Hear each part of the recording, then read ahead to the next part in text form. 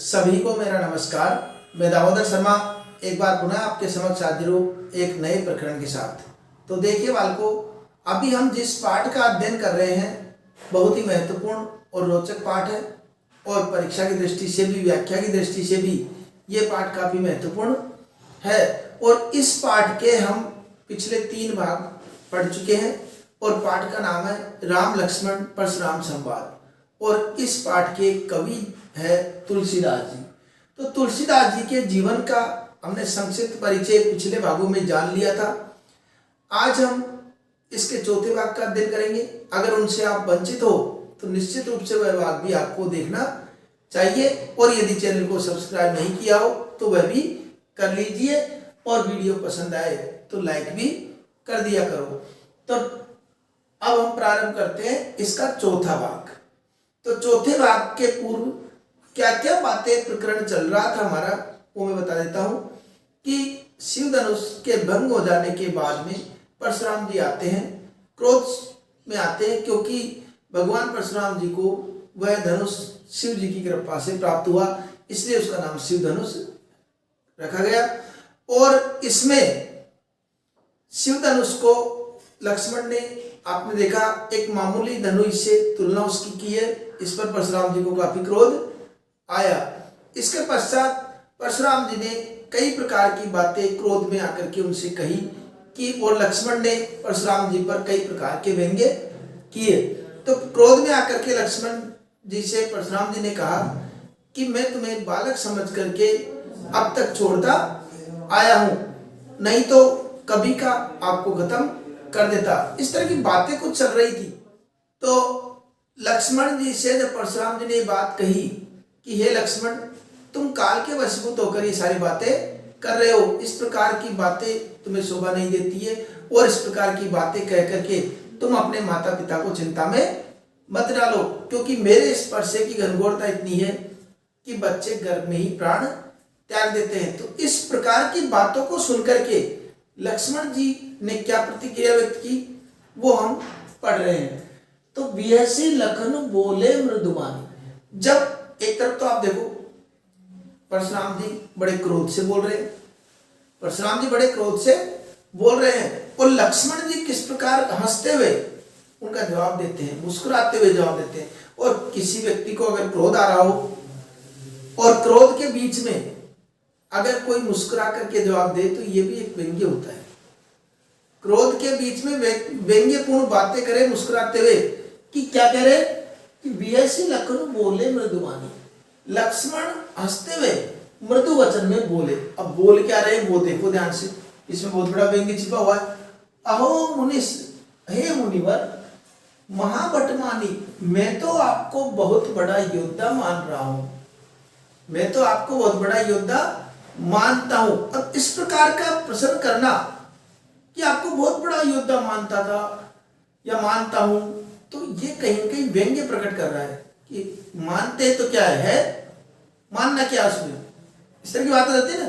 तो उस प्रकार उन्होंने कहा कि हे मुनिवर, मैं तो आपको बहुत बड़ा योद्धा मानता हूं, लेकिन पुनि पुनि मोहि दिखावे कुठारो, लेकिन आप मुझे बार बार ये परसा क्यों दिखा रहे हो। मैं तो आपको बहुत बड़ा योद्धा समझ रहा था, लेकिन आप मुझे बार बार ये परसा दिखा रहे हो। चहत उड़ावन फूंकी पहाड़ू, और ऐसा लगता है कि आप जैसे फूंक से ही पहाड़ उड़ाने का प्रयास कर रहे हो। फूंक से पहाड़ उड़ाना ये एक तरीका का मुहावरा हो गया।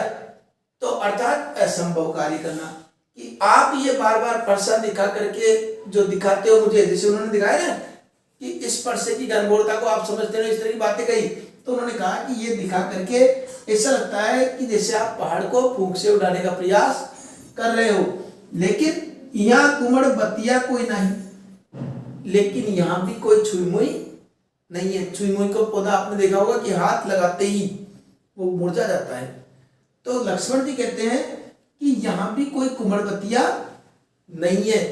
जे तर्जनी देख के डर जाए, जो तर्जनी देख करके ही डर जाए, तर्जनी अंगुली, और उसको देख करके डर जाए, ऐसे भी हम नहीं है कि आप कुछ कहोगे हम चुपचाप बैठे रहे और आपने धमकाया और हम डर गए, ऐसे कोई कुमड़बतिया भी हम नहीं है। देह की कुठार सरासन माना, कि ये तो हमने, कुठार का मतलब परसा, सरासन का मतलब धनुष और बाण का मतलब बाण, ये तो हमने आपके हाथ में, कौन किससे कह रहा है? लक्ष्मण परशुराम जी से। ये तो हमने आपके हाथ में ये धनुष बाण जब देखे तो मैं कछु कहा सहित अभिमाना, तो मैंने कुछ अभिमान के साथ बोल दिया। मैंने सोचा धनुष है, बाण है, परसा है, इसका मतलब योद्धा होंगे, और इस प्रकार योद्धा समझ करके मैंने कुछ अभिमान के साथ बोल दिया। तो ये भी एक व्यंग्य कर रहे हैं लक्ष्मण जी। भृगुसुत समझ जनेऊ विलोकी, कि भृगु का पुत्र समझ करके, महर्षि भृगु का पुत्र कौन? परशुराम जी। समझी जनेऊ विलोकी, भृगुसुत समझी समझ करके, और जनेऊ देख करके, विलोकी का मतलब देख करके, और जनेऊ कौन दान करते हैं? ब्राह्मण।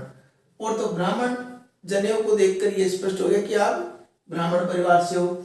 जो कुछ कहे हूं सहु ऋषियों की, इसलिए जो कुछ आपने कहा उसको मैंने सहन किया, और ऋषियों की क्रोध को रोके रखा। ऋष का मतलब क्रोध, और क्रोध को भी रोके रखा। क्योंकि अब यहाँ पर प्रश्न आता है, लक्ष्मण जी ने अपने कुल की क्या विशेषता बताई? तो लक्ष्मण ने कुल की विशेषता बताई, सुर देवता, महिषुर ब्राह्मण, हरिजन हरिभक्त और गाय। 4 नाम है यहाँ पर, देवता, ब्राह्मण, हरिभक्त और गाय। हमरे कुल इन पर न सुराई, हमारे कुल में इन पर कोई वीरता नहीं दिखाता है। क्या विशेषता बताई लक्ष्मण जी ने? कि देवता, ब्राह्मण, हरिभक्त और गाय, इन पर हमारे कुल में कोई वीरता नहीं दिखाता है। क्यों नहीं दिखाता है?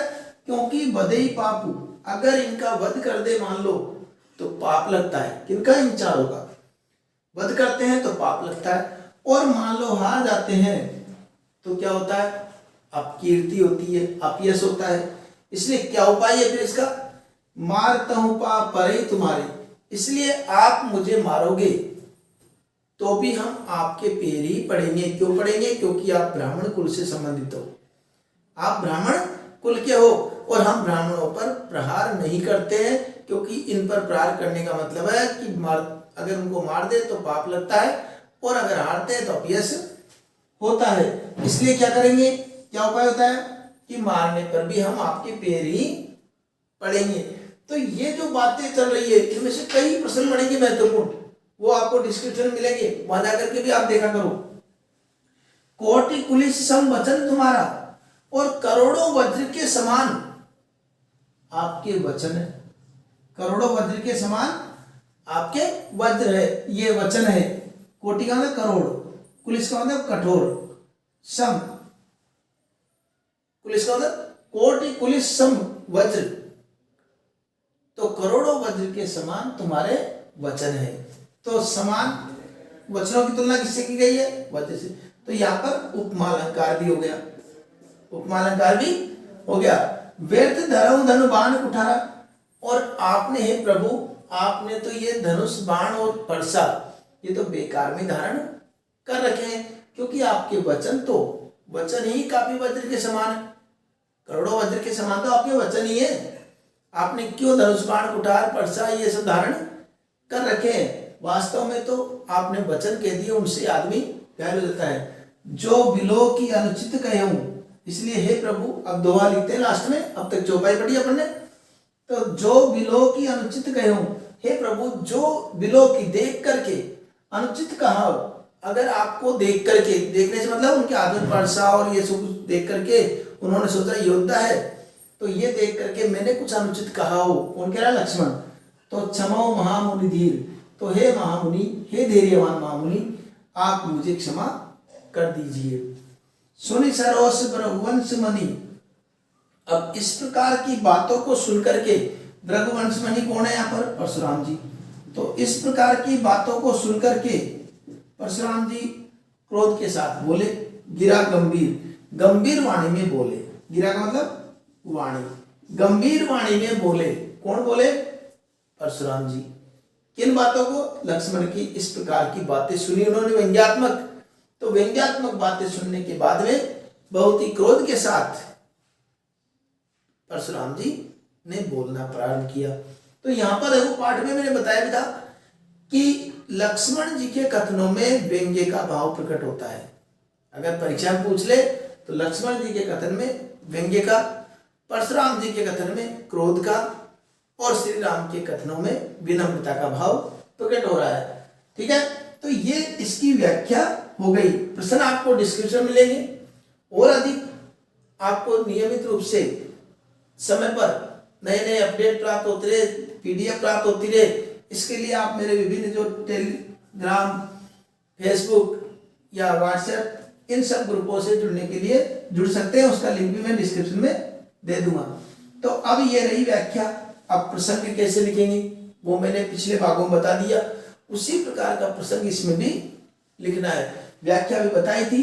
रही बात विशेष की, तो विशेष में एक बार और लिख देता हूं। इस विशेष में क्या क्या हमको लिखना है? विशेष में लिखना है हमको कि अवधि भाषा,